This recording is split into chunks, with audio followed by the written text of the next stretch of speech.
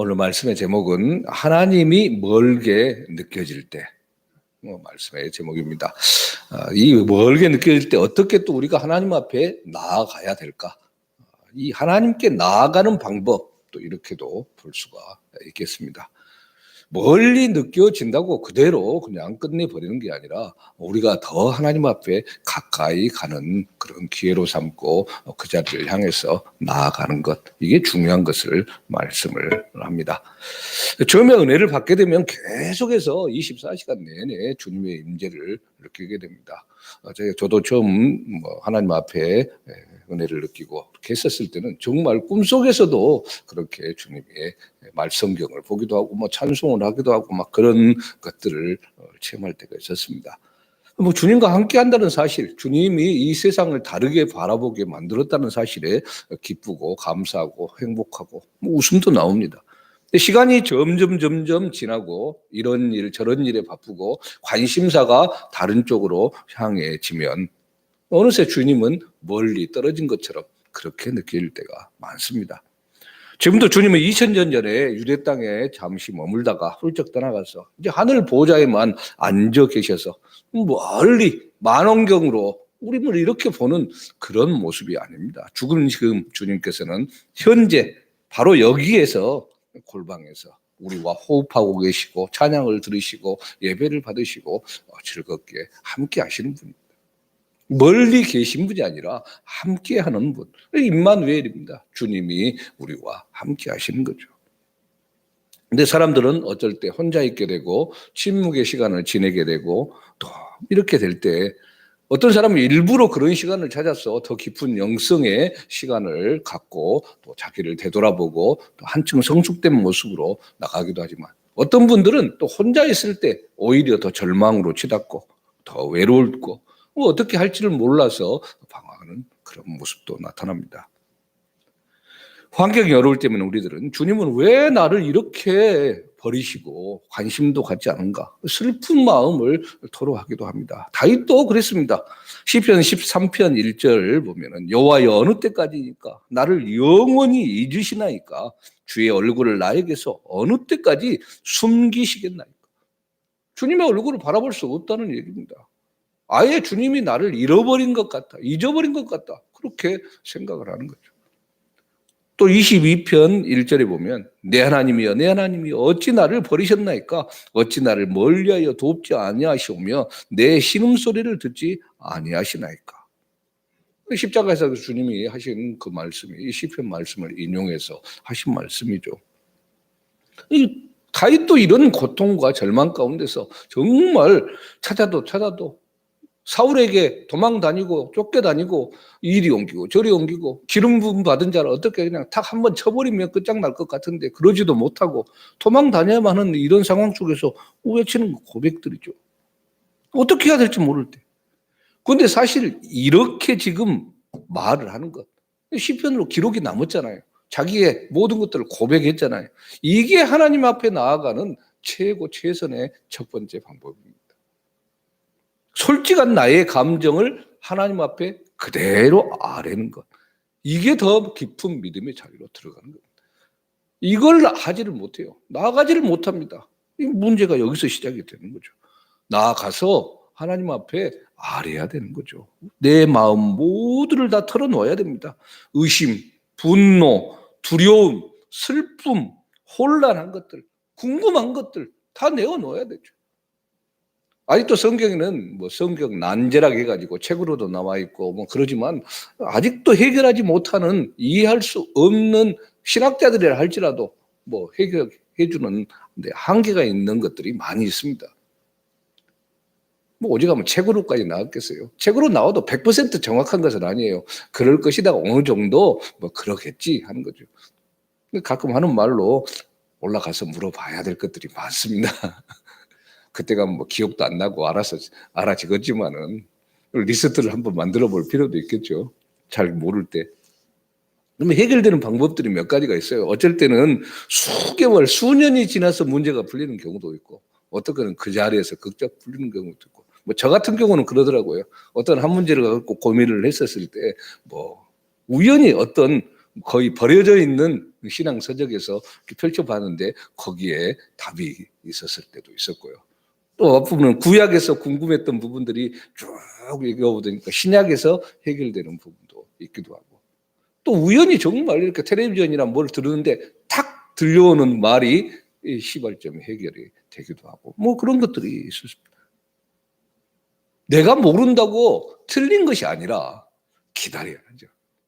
평생 동안 모를 수도 사실이 있습니다. 그런 것들은 주님 앞에 이제 올라가서 물어봐야 되는 그런 것들이죠. 다 그런 모든 것들을 내려놓는 것, 주님 앞에 나아가는 첫 번째 방법입니다.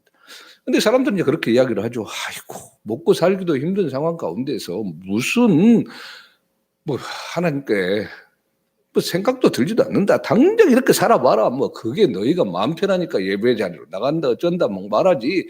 당장 그러가 안 돼. 안 됩니까? 다 되죠. 선교사님들 정말 나가서 힘들고 어려운 상황 가운데서 하시는 분들, 그 속에서 예배도 제대로 드리지 못하고 찬송도 제대로 하지 못하는 그 속에서도 다 하고 계시잖아요. 그리고 그 안에서 믿음의 자녀들도 다 나오게 되고,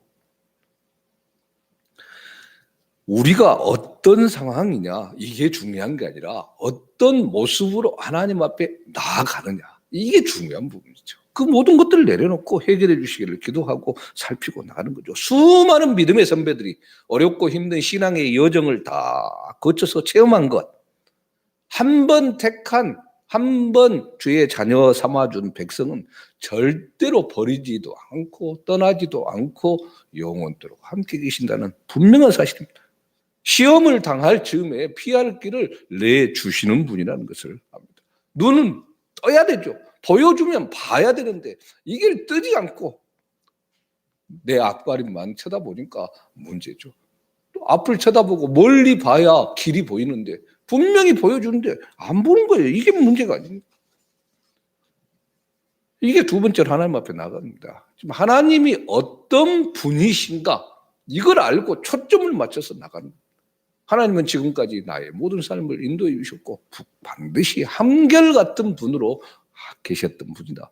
상황이나 감정에 상관없이 변하지 않는 하나님의 속성, 하나님의 특성, 이것을 알고 나아가는 거죠. 그리고 세 번째 방법은 반드시 약속을 지키시는 하나님이라는 것을 믿는 겁니다. 영적으로 메마른 시기를 지날 때 이 하나님의 약속을 의지해야 됩니다. 나의 감정, 내 생각을 바라보고 따지는 것이 아니라 주님께서 말씀하셨으니까 내 모습은 지금 이러고 나는 믿어지지도 않고 그렇지만 말씀이 이러했으니 그것을 의지하고 나가는 거죠. 감정만의 바탕을 둔 것들은 깊이가 얕을 수밖에 없습니다. 금방 사라져버리죠. 좋을 때 좋고 싫을 때는 싫어져 버립니다. 좋을 때도 좋고 싫을 때도 끝까지 기다려주고 해나가는 것, 이것이죠. 어려운 일이 생겼다고 마음은 딱 닫아버리고 끝내버리면 자기만 손해가 되는 거죠. 어쩔 때 정말 신앙의 여정을 지나는데 주님께서 행방이 묘연하게 느껴질 때가 있죠. 행방불명 같은 모습으로 나타날 때가 있습니다. 이것을 뭐 영적으로 광야의 생활, 뭐 영적인 나락, 무인도, 감옥 이렇게도 표현하는데, 한라산을 올라가다 보면은 뭐 그런 부분들을 볼 때도 있습니다. 갑자기 몇 번 안 가봤지만은 방금까지 환하게 잘 있는데 갑자기 안개 같은 거 샥 몰려오면 앞이 안 보여요. 그런다고 해서 한라산 꼭대기가 없는 게 아니잖아요. 길이 나여 있고 그것을 가다 보면 정상에서는 또 환하게 펼쳐질 때도 있고 밑에서 바라봐도 그러죠. 어쩔 때는 뭐 한라산, 한라봉 꼭대기처럼 백무다면 쪽이 딱 보이다가도 뭐 구름이 싹 가려가지고 안 보이기도 하고, 안 보인다고 없는 게 아니지 않습니까? 올라가는 거죠. 주님께서 분명히 그 자리에 계시고 함께 한다는 사실을 알기 때문에 나가는 겁니다. 인생의 광야의 생활을 지내면서 정말 아픔을 겪고 힘든 일이 생기고 눈에 보이면 더 쉽게 갈 텐데 보이지 않아서 어찌할 바를 모르고 헤맬 때 그 가운데서도 주님의 은혜는 풍성하게 채워주고 오히려 더 많은 것들을 생각해 볼 수 있게 만듭니다. 모세도 그랬고요. 40년의 세월을 그렇게 보냈잖아요. 다윗도 마찬가지죠. 얼마나 헤매고 돌아다녔습니까? 요셉은 감옥에 갇히고 누명을 쓰고 믿음의 선배들이 겪었던 경험들이죠.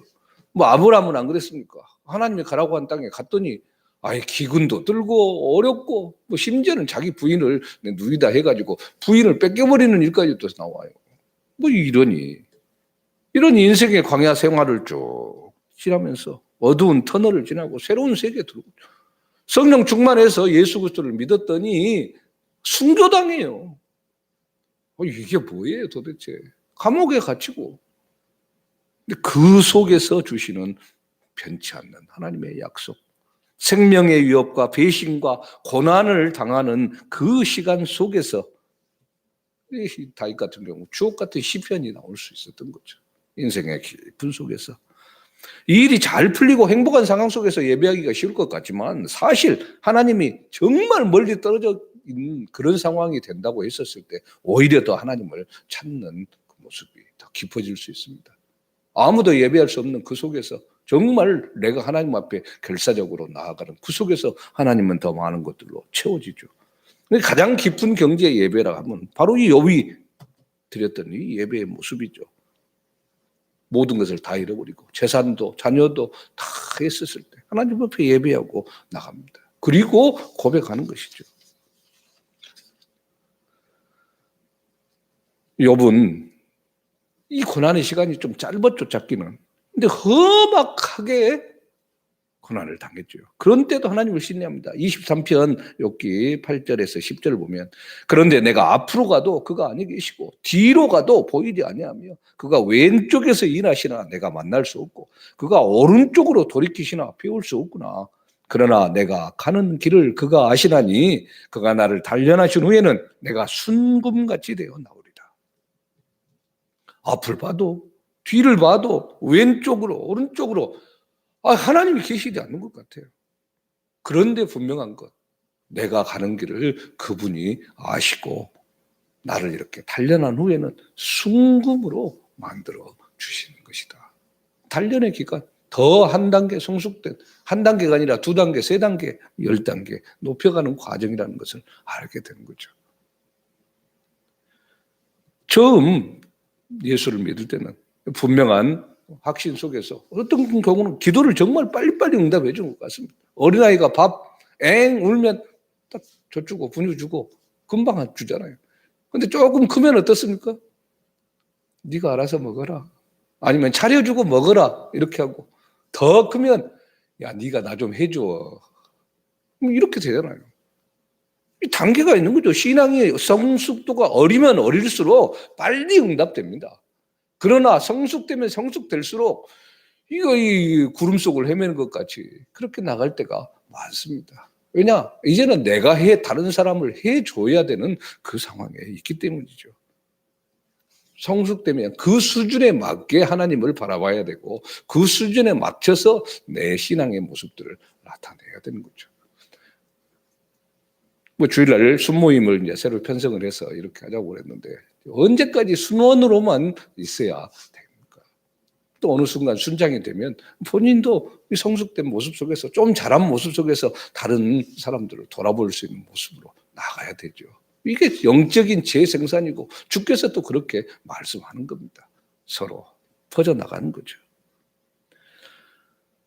험악고 힘들고 어렵고 눈물이 쏟아져 나오고 이런 상황 속에서 우리는 어떻게 예수님을 바라보느냐. 자, 이 욥처럼 하면 되죠. 1장 20절에서 21절. 욥이 일어나 겉옷을 찢고 머리털을 밀고 땅에 엎드려 예배하며 예배한 겁니다. 그 상황 모든 것들 험악한 상황 속에서 하나님 앞에 엎드려서 예배하는 거예요. 그리고 뭐라고 말합니까? 내가 모태에서 알몸으로 나왔사온즉 또한 알몸이 그리로 돌아가올지라. 주신 이도 여호와시오 거두신 이도 여호와시오니 여호와의 이름이 찬송을 받으실지니이다. 있건 없건 어찌 되든 그 상황 그 속에서 하나님 앞에 나아가 엎드려 예배하는 거죠. 마지막 네 번째로 이제 하나님께서 우리를 위해 하신 일들 이걸 기억하는 겁니다. 다른 모든 것을 제껴놓고 십자가에서 하신 일 한 가지만 기억해도 우리의 남은 생애 동안 우리의 믿음이 멀어질 수가 없죠. 예배드리는 가장 큰 이유가 바로 십자가에서 우리를 구원하신 그분의 은혜 때문에 그런 것 아닙니까? 하나님이 외면했잖아요. 그대로 죽게 두셨잖아요. 그 정말 아무것도 없는 그런 상황 가운데서도 주님은 우리를 사랑해 주시고 인도해 주셨죠. 모든 것을 우리가 다 누리고 갖게 하시려고 하늘의 그 모든 것들을 우리에게 주시기 위해서 당신의 몸을 버리셨습니다. 죽어야 살게 되는 진리죠. 그 에베네셀, 도움의 돌이라고 여기까지 우리를 인도해 주셨고 이것을 볼 수 있어야 되죠. 힘들고 어렵고 현재 고통을 봤을 때 지금까지 하나님께서 나를 어떻게 이끌어 오셨는가 이 부분을 다시 한번 되돌아보면서 지금 현재 내가 이 자리까지 있을 수 있던 게 얼마나 감사하고 은혜인가 그러면서도 하나님 앞에 나아가는 겁니다. 정말 하나님이 멀리 있게 느껴질 때 그 속에서 우리는 어떻게 서야 될 것인가 우리가 하신 일들을 기억을 해야 되고요. 더 하나님 앞에 하나님이 어떤 분이신지를 초점을 맞추고 봐야 되고 약속을 지키신 하나님 이분을 믿고 나아가야 됩니다. 무엇보다도 가장 솔직하게 그 모습 그대로 하나님 앞에 서는 것 이게 가장 귀중한 방법입니다. 아무쪼록 하나님과 더 동행하는 가운데 여러 일들이 있지만은 그 속에서 하나님과 더 깊이 있게 교제하고 사귀고 나아가는 이 모습으로 서기를 주님의 이름으로 축원합니다. 아멘.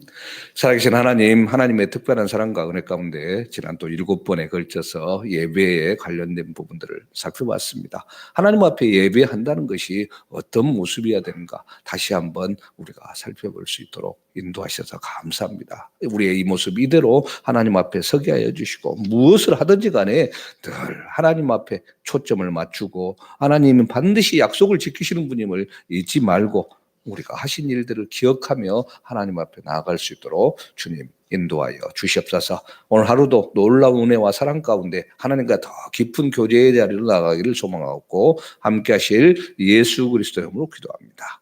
아멘. 하늘에 계신 우리 아버지의 이름을 거룩하게 하시며 아버지의 나라가 오게 하시며 아버지의 뜻이 하늘에서와 같이 땅에서도 이루어지게 하소서.